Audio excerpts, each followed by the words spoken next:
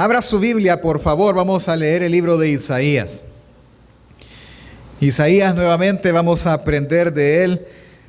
Lo que hoy vamos a ver es, en lo personal, un texto muy bonito, un texto muy consolador, un texto donde vamos a aprender increíblemente y vamos a ser consolados, pero al mismo tiempo vamos a ser confrontados. ¿De qué vamos a hablar ahora? La salvación de donde menos esperamos, de donde no la esperamos.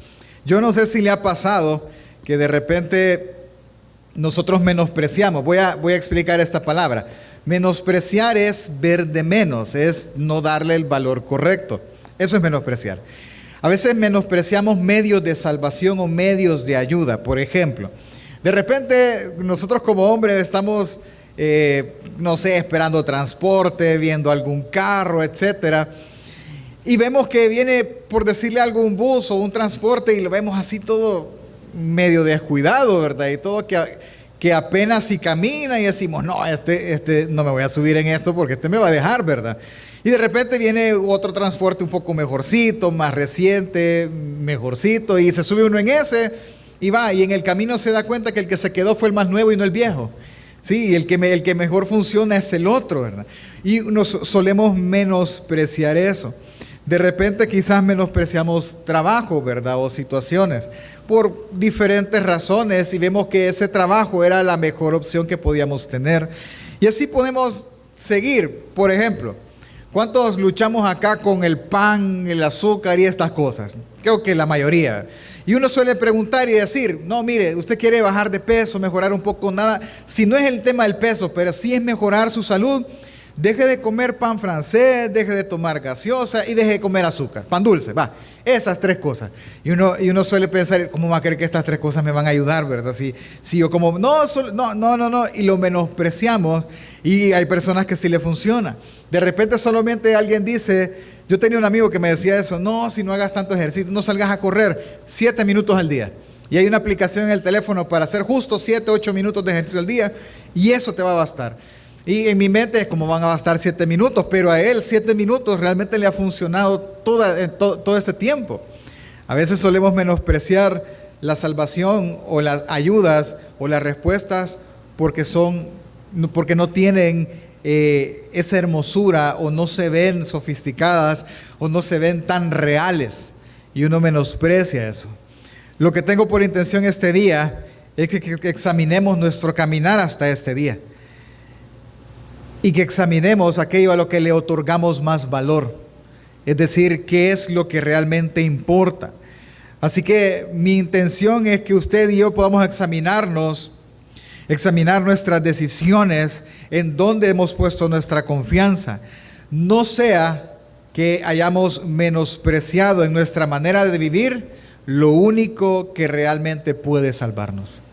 Esta es mi intención ahora, que usted examine sus decisiones, que usted examine en dónde ha puesto su confianza, que lo examine a la luz de su caminar diario, no sea que realmente menospreciemos lo único que puede salvarnos. ¿A qué me refiero para que podamos entender qué es lo que más a lo que más le ha dado usted importancia y prioridad? ¿Qué es lo que más le importa a usted? ¿Qué es aquello por lo que más se esfuerza? ¿Dónde está o dónde pone usted el 200% de su energía o de su esfuerzo? ¿Quién es o cómo se llama el dueño de su pensamiento? A eso me estoy refiriendo. Examinemos eso. Ese es el reclamo de Dios ahora, después de mencionar la salvación que le dará al pueblo de Israel que ha estado en el exilio. Pero en medio de esto también seremos consolados.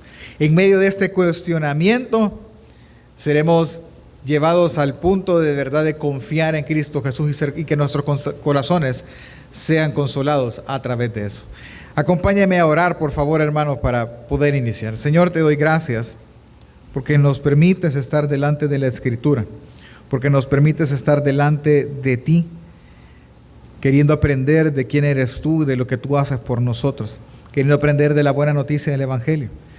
Danos un corazón receptivo, danos un corazón, Señor, que desea aprender. Ayúdanos, Dios, a entender el texto y ayúdame a mí en lo personal a explicarlo de la mejor manera, de manera, Señor, que pueda ser yo lo más fiel a tu palabra, para que seas tú quien exhorte y consuele el corazón de cada uno de nosotros. En el nombre de Jesús, amén y amén. Ok, voy a hacer un recordatorio rápido de Isaías porque paramos 2 fines de semana. Vamos a ubicarnos en el tiempo para luego, como es costumbre, entender el texto, ver cómo funciona y entonces luego poder aplicarlo a la vida de cada uno de nosotros. Ok, Isaías es un libro que aparentemente siempre habla de juicio. Siempre está acusando al pecador, siempre lo está condenando y siempre está mandándolo al juicio de parte de Dios. Pero realmente no es la intención el juicio que él menciona no es para destrucción, al contrario, es para redención, es para salvación de nuestras almas. No es malo estar en juicio, como algunos lo suelen llamar, ¿verdad? Proceso, disciplina, castigo, circunstancias, como quiera llamarlo, no es malo estar ahí, es bueno porque su fin es redención. Porque el propósito no es la destrucción de nuestra alma. El propósito no es la destrucción de nuestro pensamiento y corazón, sino por el contrario, la salvación y redención de nosotros mismos, de nuestros pensamientos y nuestro corazón. Así que, aún en medio de estas circunstancias, Dios consuela. Aún en medio de estas circunstancias, Dios bendice. E Isaías habla de ese contraste. Del contraste entre el juicio que viene de parte de Dios y la consolación que está en medio de ese juicio. Hemos estudiado lo que ha pasado, ¿verdad? En un marco muy grande, Israel está bajo un juicio. El juicio es Asiria. ¿Sí? Asiria lo está hostigando y lo está incitando a la guerra y lo va a destruir. Por último, la destrucción de Judá vendrá por Babilonia. ¿Por qué Dios los destruyó? Por idólatras, porque ellos adoraban a otros dioses que no sea Él, porque ellos le dieron más importancia a los dioses de sus mujeres que a los dioses que sus padres les habían enseñado. Y eso lo hemos estudiado del capítulo 1 al 39, en grandes bloques. Vemos cómo Dios anuncia el juicio y vemos cómo en la historia misma vemos cumplido ese juicio. Ahora estamos estudiando la segunda parte de Isaías, del capítulo 40 al 66, y estamos estudiando cómo Israel será librado. Esto aún no pasa, pero cómo Israel gana esperanza y cómo se materializa esa esperanza para ellos. Eso es lo que estamos estudiando en estos capítulos. En la última vez que hablamos, el profeta dice que el castigo terminó, ¿sí? Ya no hay más exilio, el exilio ha terminado y ustedes regresarán. Es por eso que el salmista menciona y el profeta menciona que su ira no es por un momento, pero su favor dura toda la vida. De eso trata. En resumen, esa es la esperanza.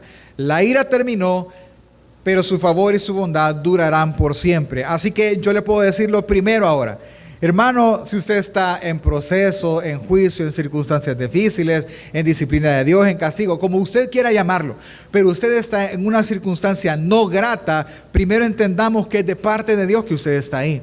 Segundo, entendamos que no es para destrucción, sino para consuelo y para redención de su alma. Y tercero, entendamos que ese estado no es para siempre, es por un momento. Lo que sí es para siempre, si hay redención en su corazón, es la bondad de Dios para con su vida. Y del capítulo 40 al 48 vimos que esa redención y salvación venía de aquel que viene en el desierto y era anunciado por aquella voz que clamaba en el desierto. Ahora, vamos a la parte que nos toca estudiar esta mañana. Acompáñeme por favor. Isaías capítulo 49. Vamos a estudiar del capítulo 49 al capítulo 55, como es costumbre, en grandes bloques, para entender cómo funciona. Yo quiero que usted me siga y entendamos cómo funciona el texto. Al entender cómo funciona el texto, usted va a encontrar gran consuelo en él y usted va a encontrar una gran exhortación en él que lo llevará a rendirnos a Cristo Jesús, y ese es el deseo de mi corazón y espero que sea la voluntad de Dios también. Ok, así que lo vamos a dividir en dos partes. Capítulo 49 al 53 y del capítulo 54 al 55. Así funciona el texto a grandes rasgos. Acompáñenme por favor a leer versículo del 1 al 6, capítulo 49. Puede hacerlo en las pantallas, puede hacerlo en su Biblia, como usted se sienta más cómodo. Dice la palabra del Señor: escuchadme, islas, y atended pueblos lejanos. El Señor me llamó desde el seno materno. Desde las entrañas de mi madre mencionó mi nombre. Ha hecho mi boca como espada afilada, y en la sombra de su mano me ha escondido. Me ha hecho también como saeta escogida, en su aljaba me ha escondido. Y me dijo: tú eres mi siervo, Israel, en quien yo mostraré mi gloria. Y yo dije: en vano he trabajado, en vanidad y en nada he gastado mis fuerzas, pero mi derecho está en el Señor y mi recompensa con mi Dios. Ahora dice el Señor, el que me formó desde el seno materno para ser su siervo, para hacer que Jacob vuelva a él y que Israel se reúna con él, porque honrado soy a los ojos del Señor, y mi Dios ha sido mi fortaleza. Dice él: poca cosa es que tú seas mi siervo para levantar las tribus de Jacob y para restaurar a los que quedaron de Israel. También te haré luz de las naciones para que mi salvación alcance hasta los confines de la tierra. Déjeme explicarle. Primero, lo que Isaías está presentando es al siervo, a alguien que así se va a llamar. ¿Cuál es su nombre? Su nombre es Israel. Ahora, este no es el Israel que está cautivo en Babilonia.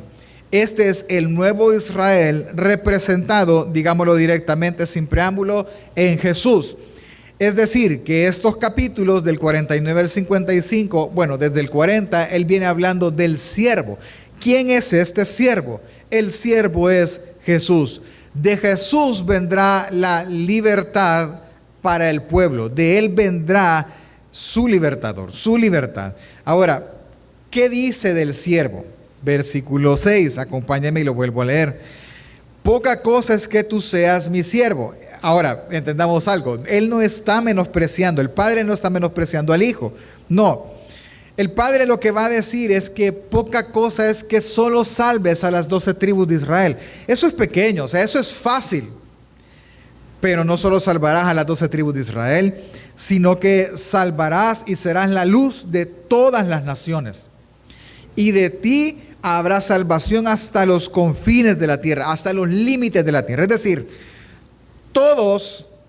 todos tendrán y podrán alcanzar salvación a través de este siervo. En palabras muy simples, es que Dios salvará por medio de este siervo al que Él ha levantado. ¿Escuchó bien?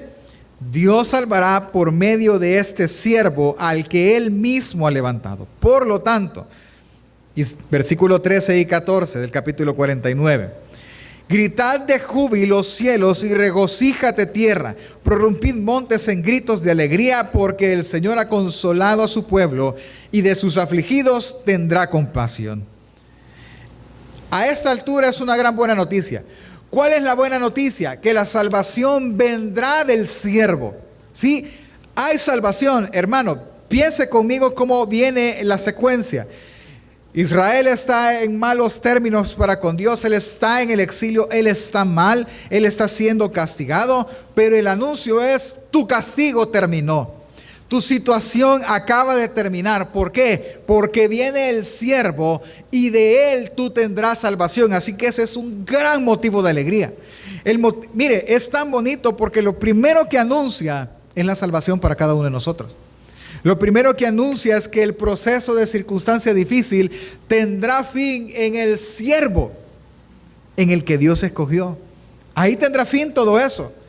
¿Acaso no es lo que anhela el corazón del ser humano?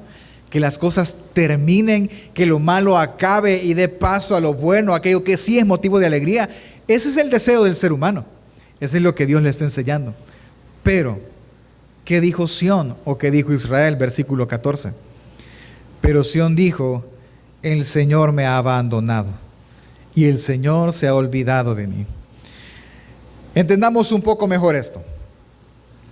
Israel viene, Judá, Israel, todos son destruidos por Babilonia, por el rey de Babilonia, y son llevados al exilio.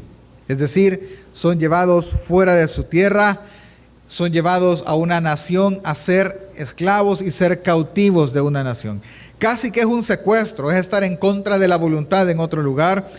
Las murallas de Jerusalén fueron destruidas, el templo fue destruido, sus tesoros fueron saqueados, mucha gente murió. Eso es lo que ellos están viviendo y lo que han vivido. Ahora tienen por lo menos más de 60, 50 años viviendo en una nación extranjera. Cuando vienen los discípulos de Isaías y muestran los rollos de Isaías, y se los muestran y ellos empiezan a leer eso.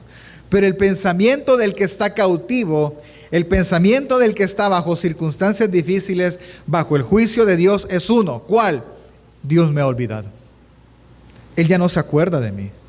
Piense un momento, y eso es fácil de entender y fácil de ponernos en los zapatos de ellos.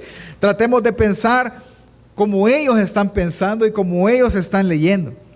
Al leer ellos esto, al ver que están en medio de una gran situación, de una situación complicadamente difícil, lo que el ser humano dice y es lo primero que va a pensar es: Dios me abandonó. Voy a hacer una pregunta, hermano. Como lo dijo Job, ¿acaso nosotros agradecemos solo el bien y no el mal? ¿Acaso nosotros podemos pensar y decir que Dios solo está en las circunstancias buenas, pero en las circunstancias malas Dios no está? Ese es el pensamiento normal. Pero lo que ellos están, lo que él está diciendo que Israel tiene en su corazón es esa verdad. Dios me abandonó. Seamos sinceros, estamos entre hombres, pero seamos sinceros. ¿Cuándo usted ha pensado eso? ¿Ya ha pensado eso más de alguna vez? ¿Ha pensado que Dios lo ha abandonado simplemente por las que circunstancias no cambian? Simplemente porque cada vez es de mal en peor, de mal en peor. Créame, hermano, yo en estos días lo he pensado. Me dio COVID 2 veces, se enfermó mi esposa de COVID, estaba embarazada, no podíamos darle tratamiento.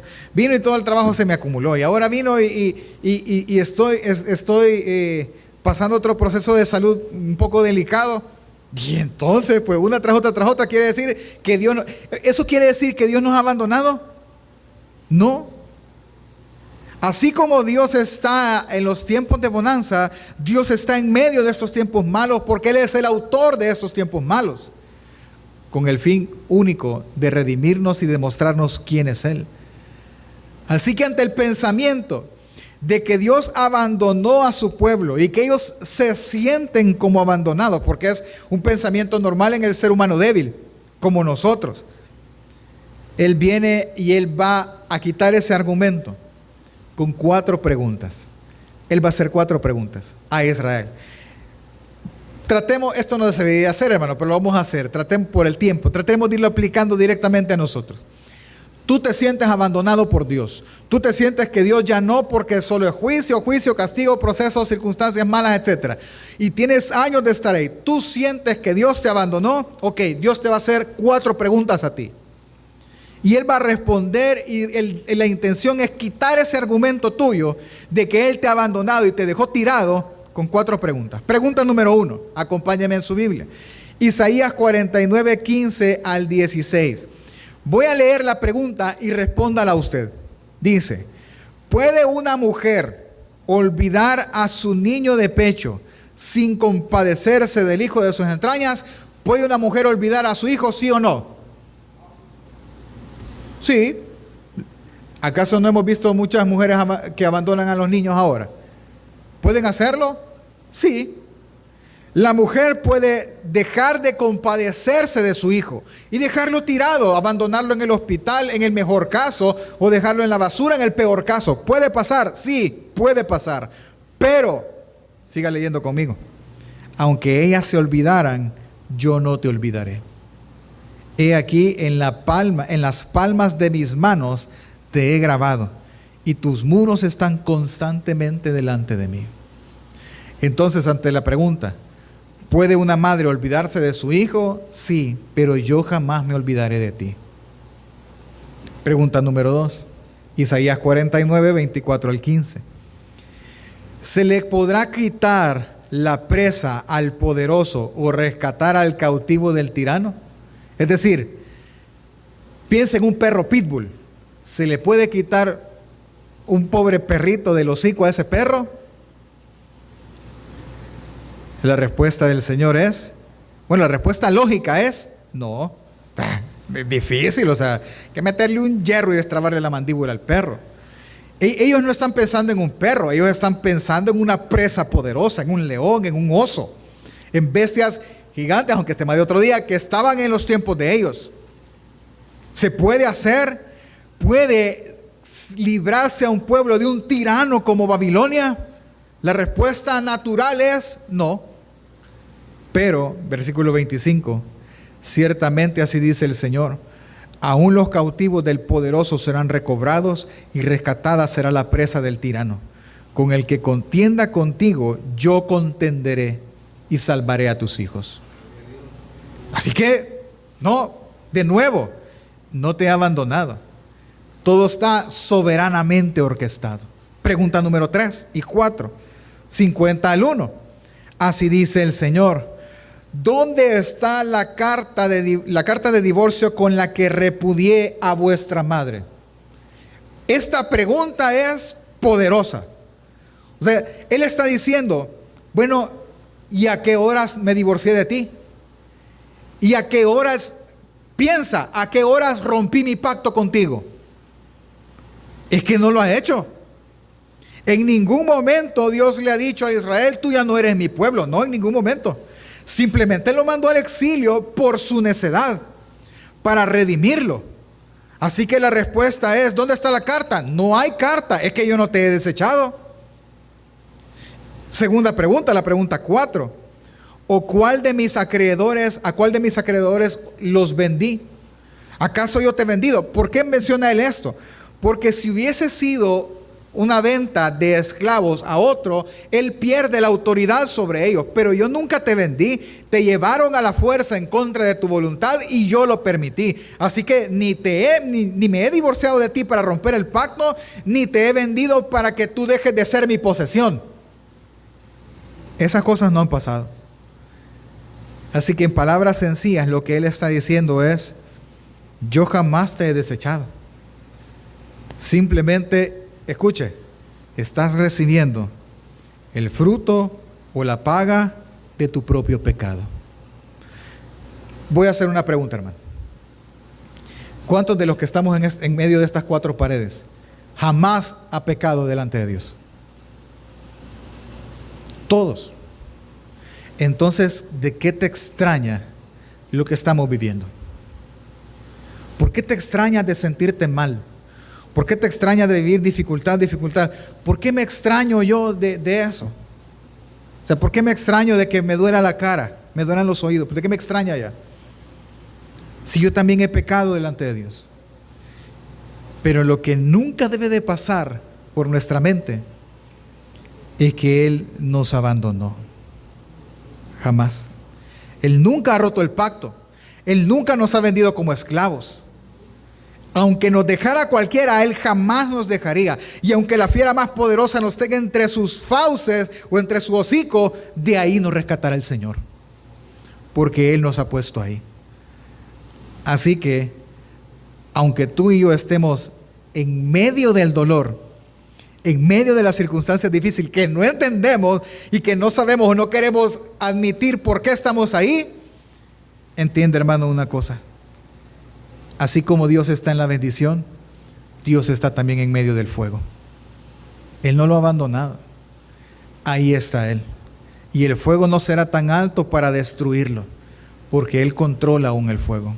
Amén, hermanos. ¿Alguien está siendo consolado hoy? Es que es una consolación muy bonita. Es que es como agarrar a alguien y hacerlo entender, ¿verdad? No entendé. Aquí estoy yo. Y mi siervo te salvará. Mi siervo vendrá a ti y te liberará. Rápidamente, vea qué va a hacer el siervo. Agarre su Biblia o vea sus ojos en la pantalla o en su celular, pero véalo conmigo. ¿Qué es lo que el siervo hará? Isaías 54 dice, el Señor Dios me ha dado lengua de discípulo. Le está diciendo el siervo, hablando el siervo. Él me ha dado lengua de discípulo. ¿Para qué? Para que yo sepa sostener con una palabra al que está fatigado. Isaías 50:10 dice, ¿quién hay entre vosotros que tema al Señor, que oiga la voz de su siervo, que ande en tinieblas y no tenga luz? ¿Hay alguien que se siente en tinieblas que no tenga luz? ¿Hay alguien que se siente en algún lugar de opresión donde no ve salida?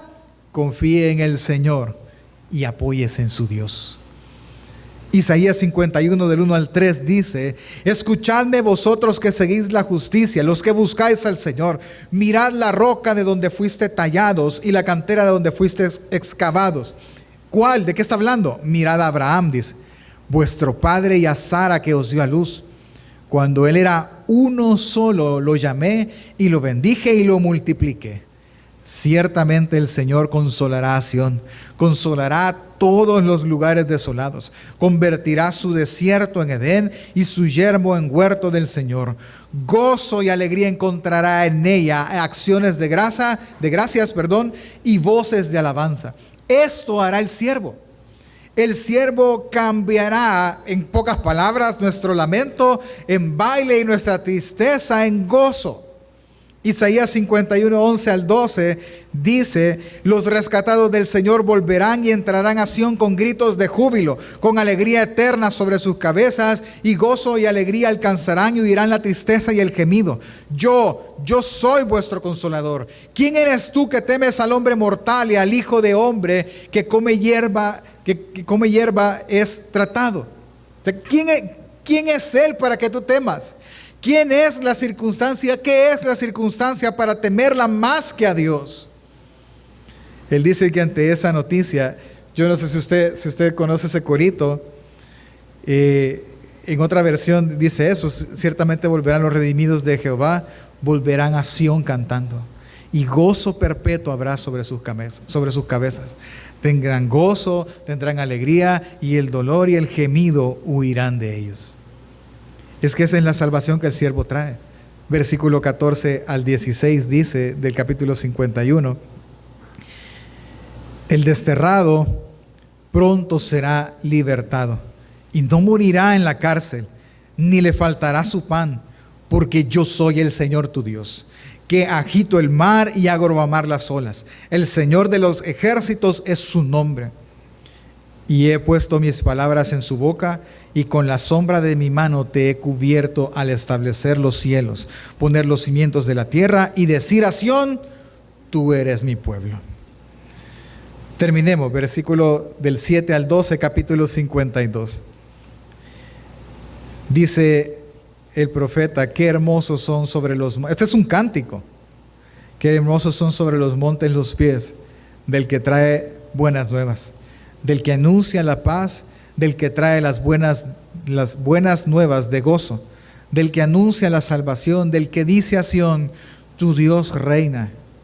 ¿Sabe? Para que entienda el cántico este es como cuando una ciudad está invadida y está siendo destruida, y todos se van y se esconden en la última ciudad en pie. Todos están oyendo que hay destrucción y solo noticias de guerra, y quemaron tal ciudad, y a lo lejos ven el humo que se levanta por los incendios. Pero mientras el rey vive, aún hay esperanza para el pueblo. Mientras el rey esté libre, aún hay esperanza para los que están refugiados. Entonces viene y viene corriendo y entra a la última ciudad de refugio y les dice: Sión, no temas, aún tu rey reina. Es decir, todavía hay posibilidad de salvación. Versículo 8: una voz, tus centinelas alzan la voz, a una gritan de júbilo, porque verán con sus propios ojos cuando el Señor restaure Sión. Prorrumpid en gritos de júbilo, lugares desolados de Jerusalén, porque el Señor ha consolado a su pueblo y ha redimido Jerusalén. El Señor ha desnudado su santo brazo a la vista de todas las naciones, y todos los confines de la tierra verán la salvación de nuestro Dios. Apartaos, apartaos, salid de ahí, nada inmundo toquéis, salid de en medio de ella, purificaos vosotros que lleváis las vasijas del Señor. Pues no saldréis precipitadamente, ni iréis como fugitivos, porque delante de vosotros irá el Señor, y vuestra retaguardia será el Dios de Israel. Él está diciendo, y vamos aterrizando ya con esto, y es espectacular lo que él dice. ¿Qué dice?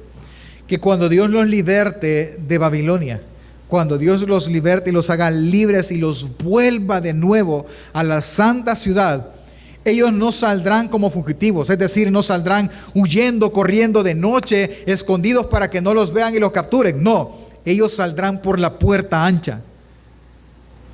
¿Por qué? porque Dios irá delante de ellos y la presencia de Dios irá a sus espaldas. Así que saldrán como Juan por su casa, hermano. Y vemos en la historia que realmente así sucedió. Los mismos reyes entregaron sus riquezas para que Jerusalén fuera reconstruida. Es impresionante la salvación que el siervo anuncia. Es impresionante la salvación para todo aquel que cree. Es espectacular. Yo no sé si a usted le da gozo y alegría y consuela su corazón la salvación que el siervo provee. Y yo espero que sí. Porque, hermano, quiero que entienda, y en esto que estamos terminando, quiero que entienda algo.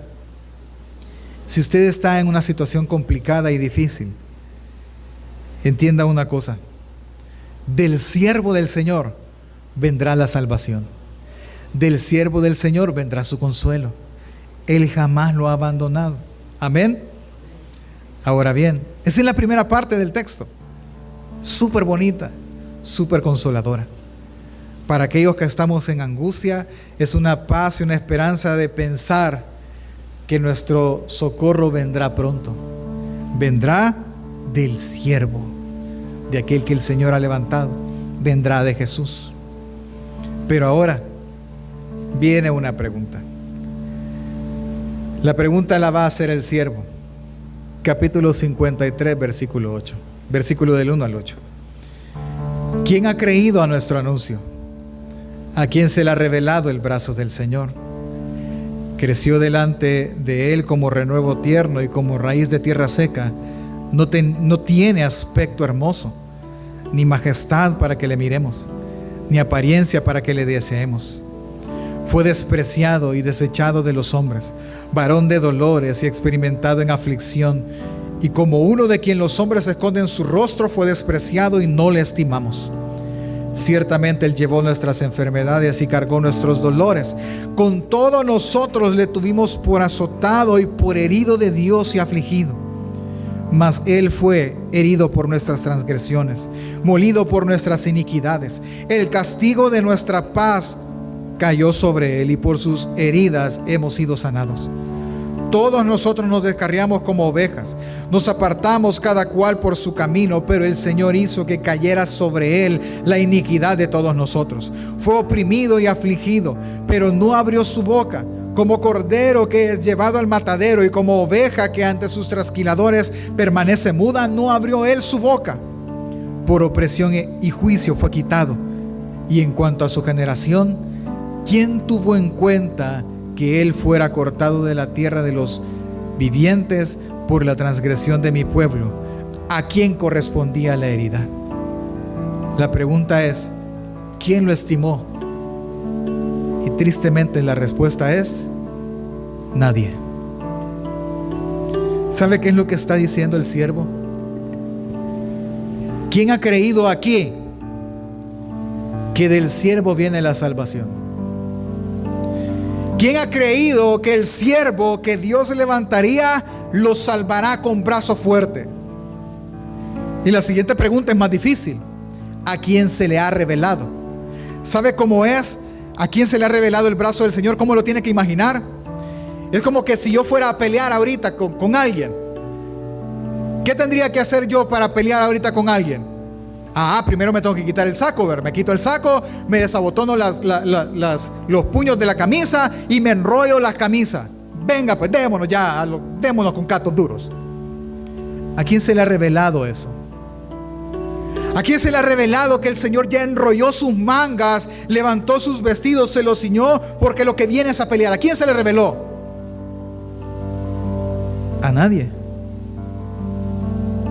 ¿Quién ha creído entonces el anuncio? ¿Sabe cuál es el reclamo en él?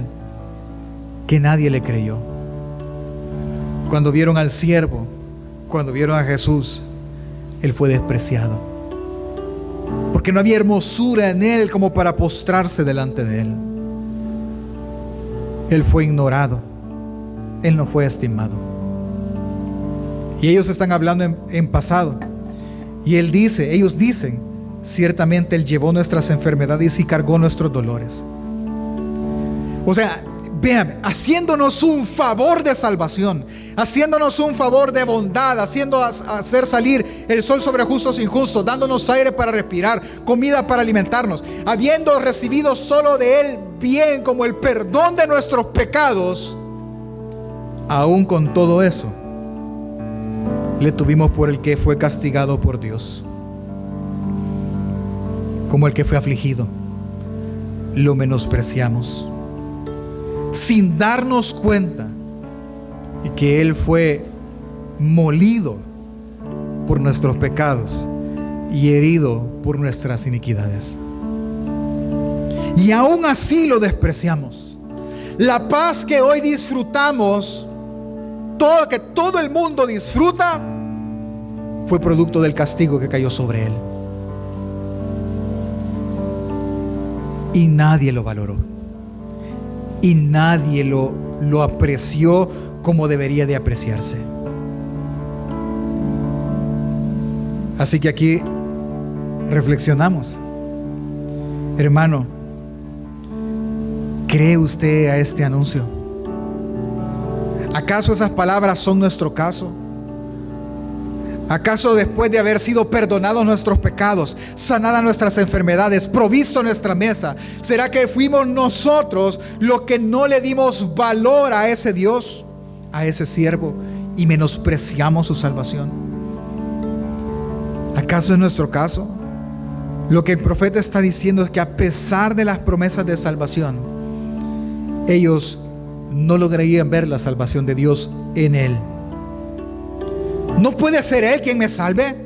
No puede ser Él quien me sostenga. No puede ser Él el que sostiene mi vida y la de mi familia. No puede ser Él la mejor opción para mi matrimonio. No puede ser Él la mejor opción para la crianza de mis hijos. No puede ser Él.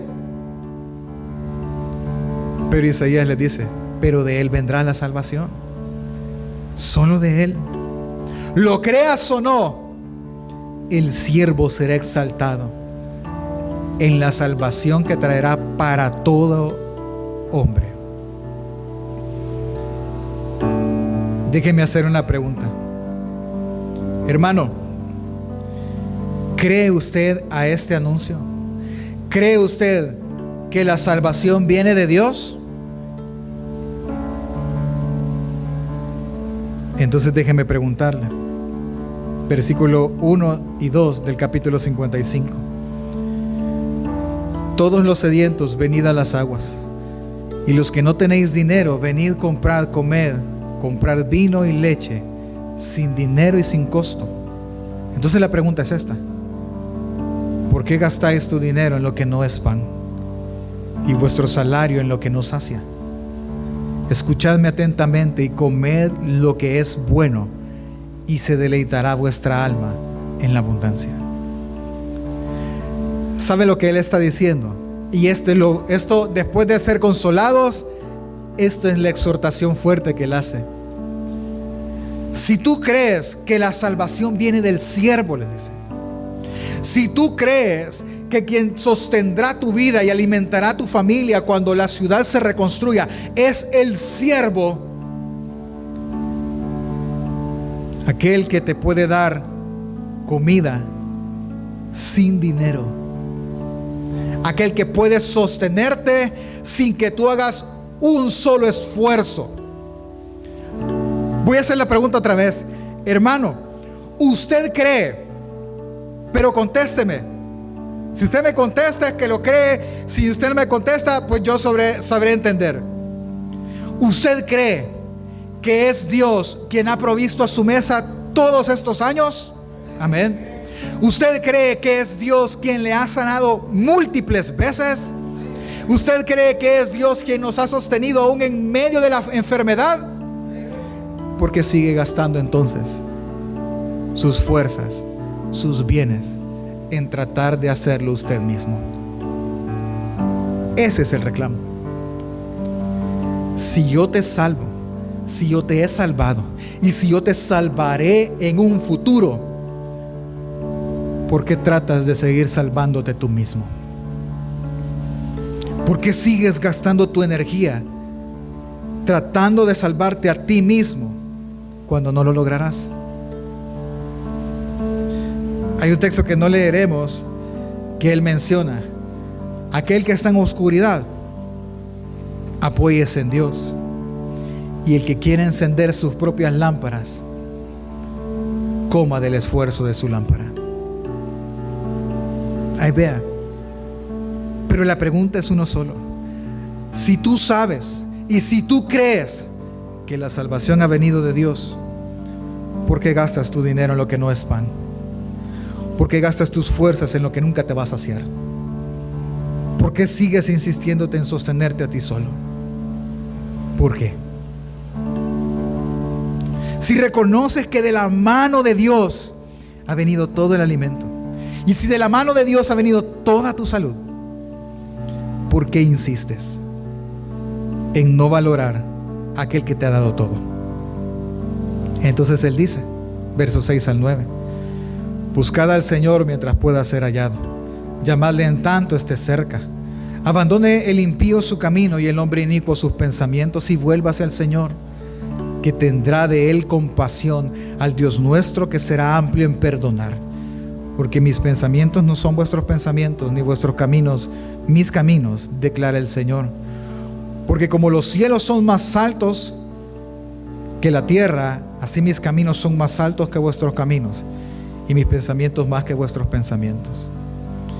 Lo que él está diciendo a Israel es: no hay pecado que tú hayas hecho que yo no pueda perdonar. Aunque tú pienses que yo no te perdonaré, yo sí te perdonaré. Yo sí te trataré con toda la bondad que puedo darte por amor de mi mismo nombre, aunque tú no lo creas. Y aunque tu pensamiento diga: Dios no me podrá aceptar nuevamente como a su Hijo amado, pues sí lo hará, porque Él no piensa como nosotros. La escala de valores no es como la nuestra. Su escala de valores es incomprensible. ¿Por qué? Porque Él no ama de acuerdo a tus méritos, de acuerdo a mis méritos. Él nos ama y nos valora por amor a su mismo nombre, ni siquiera al de nosotros. Y termina diciendo: así será mi palabra que sale de mi boca. Este texto usted lo conoce. No volverá a mí vacía, sin haber realizado lo que deseo y logrado el propósito para el cual la envié. Porque con alegría saldréis y con paz seréis conducidos. Los montes y las colinas prorrumpirán en gritos de júbilo delante de vosotros, y los árboles del campo batirán las palmas. En lugar de espinos crecerá el ciprés, y en lugar de la ortiga crecerá el mirto. Y esto será para gloria del Señor, para señal eterna que nunca será borrada. ¿Qué es lo que nos está diciendo Isaías entonces en estos 5 capítulos? El pueblo debe de entender que la salvación solo proviene de Dios. Deja de querer hacer luz en tus propias fuerzas. Él cumplirá su palabra, porque ésta nunca regresa a Él sin fruto. Nunca. Así que, hermano, debemos de pensar mucho. Debemos de pensar en nuestros caminos. Entienda, por el amor de Dios, de verdad entienda que no hay nada más importante en nuestras vidas que Dios. Nada más importante hay que Él. Nada de más valor que Él. Y eso es lo hermoso del Evangelio. Que el Evangelio siempre ha anunciado que el centro de todo es Él. Que todo gira y funciona para su gloria y sus propósitos. El Evangelio siempre ha anunciado que Dios, aun en las circunstancias difíciles, Él reina. Y Él salva. Y Él consuela. Por eso Isaías, algunos de los textos que no leímos, en el 55:11, dice que su palabra a Él no regresará vacía, sin frutos. Es que yo quiero que entienda eso. Es que si Él dijo que lo haría, entonces lo hará, porque su palabra no regresa a Él vacía, sin fruto, sin cumplir su propósito. Así que, hermano, crea lo que la palabra dice. ¿Y qué dice la palabra? Filipenses 1:6, estando convencido precisamente de esto, que el que comenzó en vosotros la buena obra, la perfeccionará hasta el día de Jesucristo. Hebreos 10:23, mantengámonos firmes en la posesión de nuestra esperanza sin vacilar, porque fiel es el que prometió. También por la fe Sara misma recibió fuerza para concebir, aún pasadas ya la edad propicia, pues consideró fiel al que lo había prometido. Y si Él lo prometió, su palabra nunca regresará vacía a Él. Nunca regresará sin fruto. Así que, hermano, la invitación mía es una sola. Examine sus decisiones y dónde ha puesto hoy su confianza. No sea que haya despreciado en su manera de vivir aquel que es el único que realmente puede salvarle. Examine entonces. Hagámoslo práctico rápidamente. Póngase de pie, estire y oxigenemos el cerebro. Hagámoslo práctico. Yo entiendo, hermanos, yo entiendo que vivimos en un mundo ajetreado, en un mundo que no camina, corre, o sea, en un mundo muy atareado. Yo lo entiendo, pero tengo que hacerle la pregunta, hermano, ¿qué es a lo que más le ha dado importancia a usted? Eso es muy fácil de responder. ¿Por qué? Por ejemplo, de repente hay que ir al mercado, hay que ir a comprar unas medicinas, hay que ir al médico o hay que ir a una cena familiar. ¿Qué escogería? Lo que usted escoja es a lo que más importancia le da. Algunos pudiesen decir al médico. Súper bien, por las medicinas, ¿verdad? Algo otros dirán, no, mira, hace la cita del médico más tarde y vamos primero al compromiso familiar y después la familia es primero, no hay ningún problema. Estas cosas en sí mismas no son malas, no, para nada. Son cosas de la vida agitada que nosotros llevamos. Pero pongamos una variante más.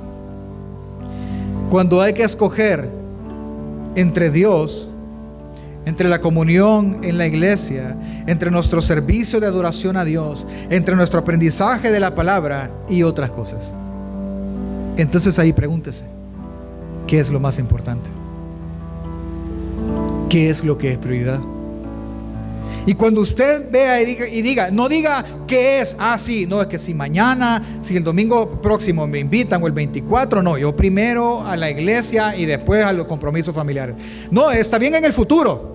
Mi problema no es el futuro. Mi problema es cómo usted ha decidido de hoy para atrás. Ese es mi problema. Esa es mi exhortación. Es que como ha vivido de hoy para atrás, significa a qué es lo que usted ha valorado más y a qué es lo que tuvo por menos hermoso. ¿Es más hermosa tu carrera? Pues vive de tu carrera.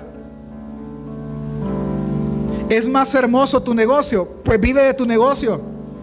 ¿Es más hermoso tu empleo? Pues vive de tu empleo. Pero entiende que al que menosprecias es al dador de todas esas cosas. Es simple. Por eso la pregunta es, ¿por qué quieres ganarlo por tu esfuerzo? ¿Por qué gastas tu energía en lo que nunca te va a saciar? Esa es la pregunta de él. ¿Qué es aquello donde tú pones el 200% de tu esfuerzo para estar? Para tener. Hermano, hagámoslo todavía mucho más práctico. ¿Cuántos casados han venido? Levanta la mano los que estamos casados. Ok. Esposos que no ponen por importante, voy a corregir, esposos que no trabajan y que no ponen como de suma importancia el evangelio como para buscarlos juntos, son esposos que dedican tiempo al divorcio.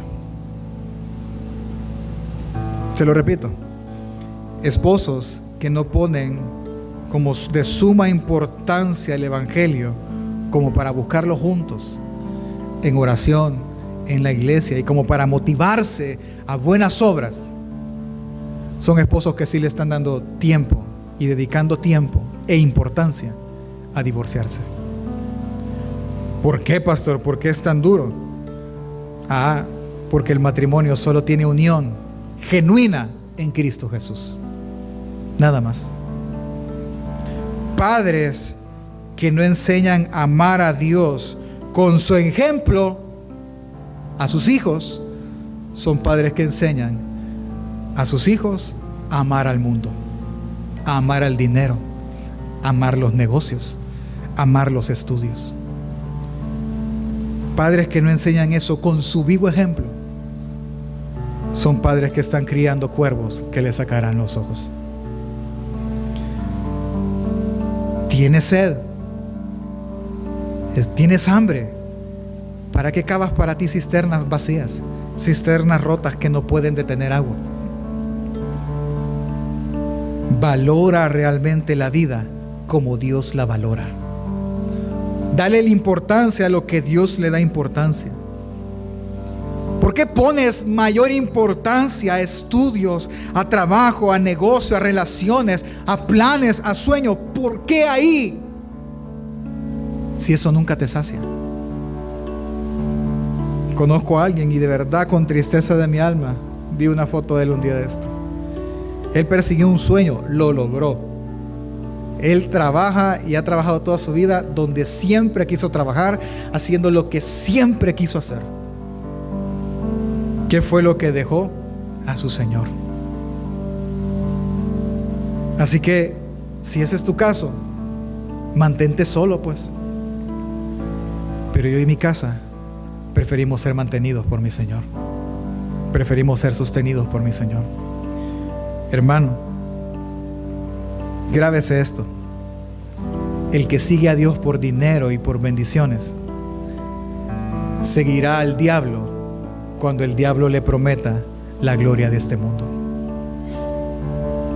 Así que yo solo una cosa le pido hacer. Solo una.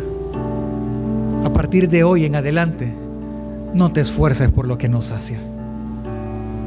Esfuérzate por aquello que a vida eterna permanece, al cual Dios señaló a Jesús para dárnoslo.